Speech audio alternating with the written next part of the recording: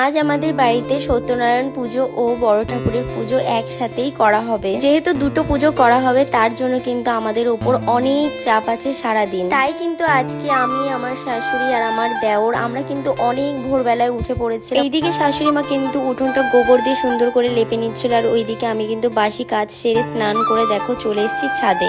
দেখো আমাদের গাছে কি সুন্দর দুটো ড্রাগন ফল হয়েছে। এই ফল দুটো কিন্তু রেখে দিয়েছিলাম আজকের দিনে কিন্তু ঠাকুরকে দেব তার জন্য। তো এইদিকে দেখো আমার দেওর কিন্তু প্রসাদে যত রকমের ফল লাগে কিন্তু সব ফল নিয়ে চলে এসছে। আর জানো তো আমার শ্বশুর কিন্তু প্রতি বছর এই ভাদ্র মাসে বড় ঠাকুরকে কিন্তু নিজের গাছের ফল কিন্তু নিবেদন করে। যেমন এবছর কিন্তু পেয়ারা, মৌসুমি আর দিয়েছিল কাঁঠাল আর ড্রাগন ফল। তো ওইদিকে তো আমার ফল গোছানো কমপ্লিট। তারপর কিন্তু চলে এসেছিলাম আতপ চাল ভেজাতে।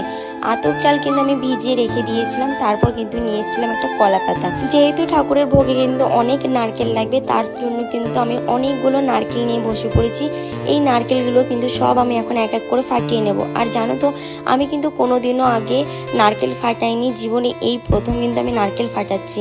প্রথমে একটু প্রবলেম হয়েছিল ঠিকই, কিন্তু পরে কিন্তু দেখো আমি সব নারকেলগুলো ফাটিয়ে নিয়েছি। তো আমার নারকেলগুলো তো পুরো ফাটানো কম। চলো এবার কিন্তু আমাদের এই নারকেলগুলো কুড়িয়ে নিতে হবে। তার জন্য দেখো আমি প্রথমে একটু কলা পাতা পেতে নিয়েছি। আর যে বটিটা আছে সেই বটিটা কিন্তু নারকেল কোড়ানোর জন্য। তো এক এক করে কিন্তু দেখো আমি সব নারকেলগুলো সুন্দর করে কুড়িয়ে নিচ্ছি। আর এই নারকেলগুলো কিন্তু ঠাকুরের ভোগে যাবে। তো ওইদিকে দেখো আমার নারকেলগুলো কিন্তু কোড়ানো কমপ্লিট হয়ে গিয়েছে। তারপরে এইদিকে দেখছি আমার দেওর মানে আমাদের ঠাকুর মশাই তিনি কিন্তু রাধারানীকে সুন্দর করে সাজিয়ে নিচ্ছিল আর পুজো দিয়ে নিচ্ছিল।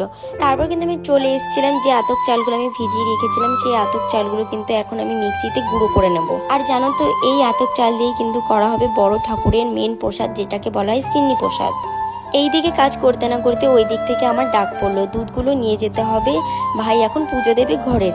ভাইকে দুধটা দিয়ে কিন্তু আমি চলে এসেছিলাম আলতা নিতে শাশুড়িমাকে দেওয়ার জন্য। শাশুড়িমা আলতা পরে কিন্তু আমার সাথে কাজ করতে চলে এসেছিল আমাকে হেল্প করার জন্য। মায়ের কি একটু বসে থাকার উপায় আছে? মা এইদিকে আমার সাথে একটু কাজ করতে না করতে ওইদিকে আবার ডাক পড়লো, মা আবার ছুটতে ওইদিকে গেল। আর এইদিকে আমি কিন্তু সব চালের গুঁড়োগুলোকে কিন্তু ভালো করে চেলে নিয়েছিলাম। তারপর কিন্তু বাইরে চলে এসেছিলাম এই মিনিটাকে খাবার দেওয়ার জন্য। কখন থেকে চেঁচিয়ে যাচ্ছিল। খাবার দেওয়ার পরে কিন্তু চলে এসেছিলাম একটা প্রমোশনের কাজ করার জন্য। প্রমোশনের কাজটা কিন্তু কমপ্লিট করার পরে দেখছি মা এইদিকে ফলগুলো নিয়ে বসে পড়েছে ফলগুলো বানাতে।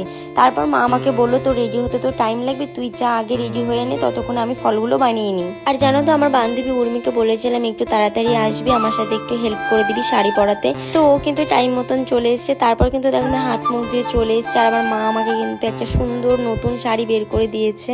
তো আমার শাশুড়ি মায়ের দেওয়া এই সুন্দর লাল সাদা শাড়িটা পরেই কিন্তু আজকে আমি পুজো করতে বসবো।